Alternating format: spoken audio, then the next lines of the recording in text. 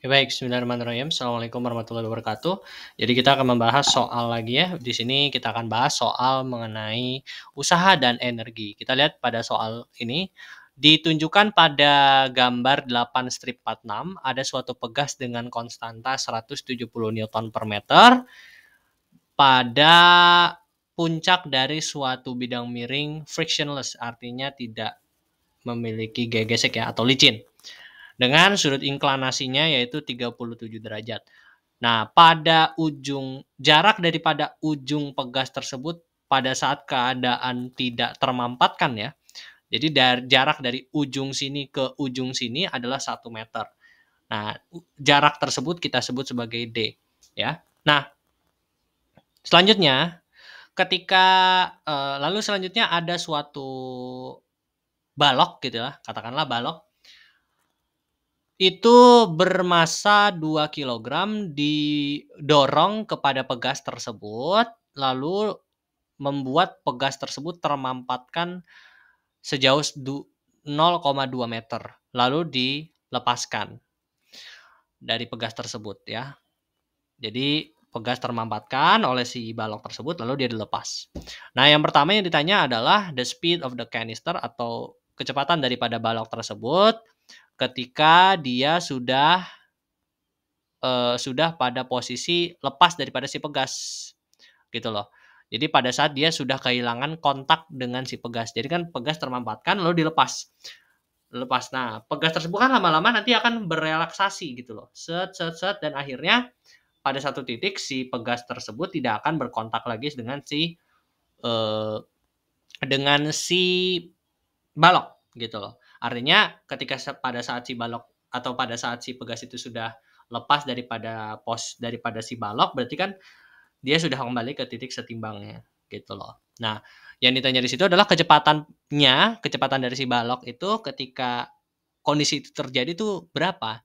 Dan yang B ditanya adalah kecepatan dari si balok ketika dia sudah berada di bawah bidang miring tersebut. Oke, dari sini kita bisa simpulkan beberapa informasi, yaitu yang pertama adalah mengenai, bentar ya.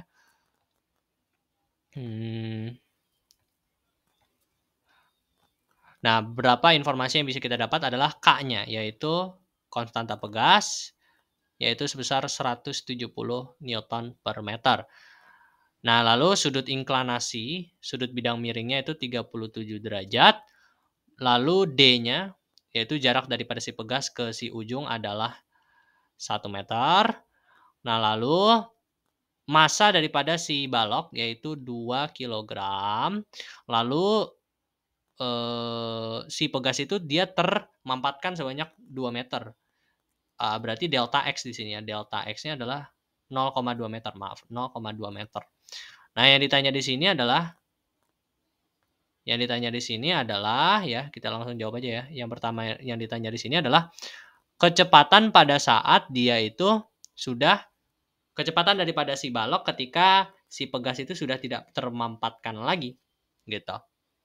Nah, kita pakai apa ya? Hukum apa yang kita pakai di sini? Ya, kita pakai hukum kekekalan energi ya. Jadi energi mekanik 1 sama dengan energi mekanik 2. Energi mekanik 1 kita gunakan kondisi pada saat dia termampatkan ya. Jadi pada saat kondisi 1 dia termampatkan ya. Lalu pada saat kondisi kedua adalah ketika dia sudah tidak termampatkan. Nah, kita tinjau pada kondisi termampatkan. Ketika pada saat kondisi termampatkan, katakanlah posisi si pegas di sini, gitu ya. Berada di sini, gitu loh. Dia memampatkan si pegas tersebut, gitu loh. Nah, otomatis ya, ada energi apa saja nih yang ada di sini? Tentunya yang pertama adalah energi potensial dari si pegas karena dia memanfaatkan si pegas sehingga dia menghasilkan energi potensial dari si pegas tersebut. Itu yang pertama. Oke. Nah, yang kedua kita lihat bahwa misalkan dia berada di sini ya setelah dia termampatkan. Nah, kita lihat bahwa dia ada ketinggian. Katakanlah ini ketinggiannya sebesar H2. Nah, ketinggiannya sebesar H2 gitu loh. Otomatis ada apa? Ada energi potensial gravitasi, MGH ya. Oke, berarti ada energi potensial. Kita setujui dulu itu, oke? Nah, lalu berarti ada energi apa lagi? Energi kinetik ada nggak? Nggak ada, karena dia tidak bergerak gitu ya. Karena kita mengambil posisi pada saat dia itu pada saat dia itu termampatkan. Sehingga dia tidak memiliki kecepatan. Oke. Nah, sekarang pada saat kondisi yang kedua, yaitu pada saat dia sudah tidak termampatkan. Pada saat sudah tidak termampatkan gitu ya, setelah dia sudah terlepas daripada si pegas, artinya sudah tidak ada energi pegas lagi ya, energi potensial pegas. Kenapa? Karena semua energi potensial pegas itu sudah terkonversi. Menjadi apa? Menjadi energi kinetik gitu. Kenapa menjadi energi kinetik? Karena setelah si pegas itu termampatkan, nanti si balok akan dilempar istilahnya oleh si pegas sehingga punya kecepatan. Punya kecepatan artinya punya energi kinetik. Maka dia terkonversi menjadi energi kinetik. Nah, cuman ya, dia kan berarti posisi balok pada saat dia sudah tidak termampatkan lagi, kita ambil berarti posisinya di sini nih. Nah, kalau di sini kita ambil posisinya ya, karena kan disuruhnya pada saat dia sesaat setelah dia sudah tidak termampatkan, berarti ya kira-kira di sinilah. Nah, karena posisinya di sini, nah berarti dia punya apa? Punya ketinggian. Ketinggian katakanlah sebesar H1. Berarti punya apa? Energi potensial gravitasi gitu ya. Jadi seperti itu. Oke. Nah, sekarang kita tinggal masukkan atau kita uraikan ya si persamaan ini. Tentu energi potensial pegas yaitu setengah K dikali delta X kuadrat ditambah dengan energi potensial Mg H apa? H berapa? H1 H2 ya. Maaf di sini harusnya H2 nih ya. No, maaf. Salah. Ini H1 ya. Ini H1 dan ini H2. Nah, ini salah tadi. Ini H2. Oke. Good. Nah, berarti sini MgH1 sama dengan energi kinetik ya, berarti setengah mv kuadrat ditambah Mg H2 ini baru ya. Nah, sekarang ya, K kita udah punya, delta X sudah kita punya, M kita punya, V itu yang mau dicari. Berarti ya biarkan gitu. G kita tahu lah. Nah, tapi di sini H1 dan H2-nya berapa? Kita butuh loh datanya. Karena kalau misalkan kita nggak punya data H1 dan H2, kita tidak bisa menentukan V-nya gitu. Karena ada yang kurang begitu. Bagaimana cara kita menentukan H1 ya? Gampang. Buat segitiga daripada H1. Katakanlah gitu ya. Kita cari di sini, kita bikin H1 dulu ya. Kita cari H1 dulu. Cari H1. Oke. Jadi kita buat seperti ini ya. Katakanlah kita buat di sini segitiga baru. Nah, segitiga baru dengan ini tingginya H1 gitu loh. Ini kan bisa kita lihat dia membentuk segitiga ya sebetulnya si H1 ini.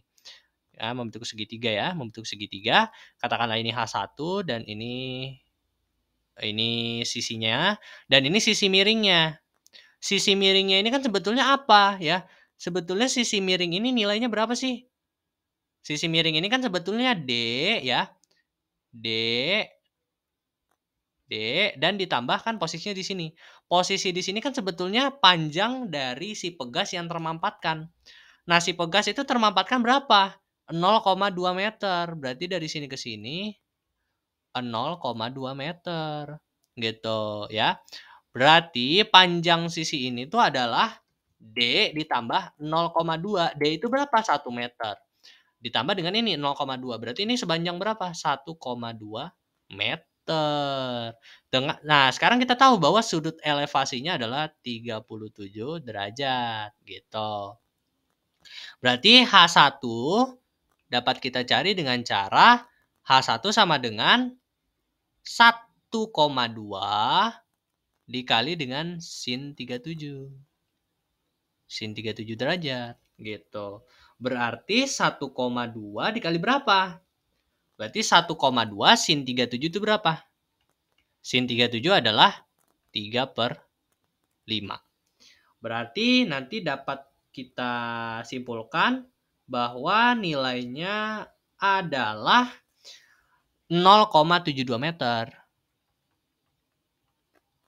untuk H1. Nah, sekarang cari H2. H2 sama prinsipnya. Kita bikin segitiga baru. Segitiga di sini. Ini H2. Nah, panjang sisi ini berapa? Kan H2 di sini. Nah, panjang sisi yang miringnya itu adalah sama saja dengan panjang si D. Ya kan? Ini H2 ya, panjang dari sini ke sini adalah D dan ini H2. Maka H2 sama dengan D dikali sin 37. D-nya 1 dikali 3/5. 3/5 tuh 0,6. Berarti di sini 0,6 meter. Ya, sin 37 0,6. Ya, 0,6. Nah, jadi seperti itu ya. Gampang kan sebetulnya ini kita pakai prinsip segitiga ya. Kita pakai sin, hubungan sin dan cos. Ya, jadi mungkin saya nggak perlu ngulang lah sin dan cos itu kayak gimana. Jadi saya langsung aja kayak gini ya. Nah, kalau misalkan udah dapat datanya seperti ini, tinggal masukin gitu. Jadi setengah, ya kan ya, setengah dikali K-nya tadi berapa? 170 dikali delta X-nya. Delta X-nya tadi berapa? 0,2 dikuadrat ditambah M-nya tadi 2 kilogram dikali 10 dikali H1-nya berapa? 0,72. Sama dengan setengah dikali 2 dikali V kuadrat, itu yang mau kita cari. Ditambah dengan 2 kali G-nya 10 kali H2-nya 0,6. Nah, ini silahkan bisa pakai kalkulator. Nanti akan didapatkan ya, saya langsung lewatkan aja perhitungan matematisnya. Nanti didapatkan bahwa V-nya itu adalah sama dengan 2,40 meter per second. Kira-kira ya, ini pembulatan gitu. Jadi 2,40 meter per second ya. Gampang kan ya? Gampang. Nah, sekarang yang B. Yang B yang ditanya adalah posisi pegas, kecepatan si pegas ketika dia sudah berada di dasar. Pakai energi mekanik lagi. Kita pakai acuan pada saat dia sesaat setelah dia terlepas dari pegas dan pada saat dia sudah mencapai di paling bawah. Pada saat di posisi paling atas ya, posisi paling atas ada energi apa aja? Ada energi kinetik ditambah dengan energi pegas ya kan, bukan energi pegas, energi potensial saja ya, energi potensial, bukan energi potensial pegas, tapi energi potensial. Karena kan kita mengambil acuan yang ini nih, pada saat dia sesaat setelah dia terlepas dari si pegas. Maka di situ ada energi kinetik dan juga energi potensial ya, energi potensial ketinggian. Nah, cuman ya ini kan pada saat kondisi 1. Pada saat kondisi 2 apa yang terjadi? Pada saat kondisi 2 yang terjadi adalah bahwa yang ada hanyalah energi kinetik. Jadi semua energi potensial itu semua sudah terkonversi menjadi energi kinetik.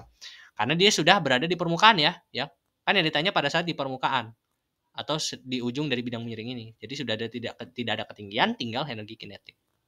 Jadi ini EK2 ya. Ini EK1, EP1.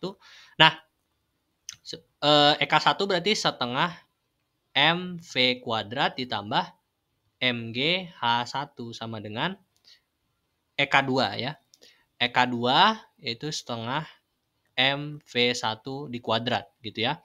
M bisa kita coret gitu ya, berarti ini setengah V kuadrat ditambah GH1 ya.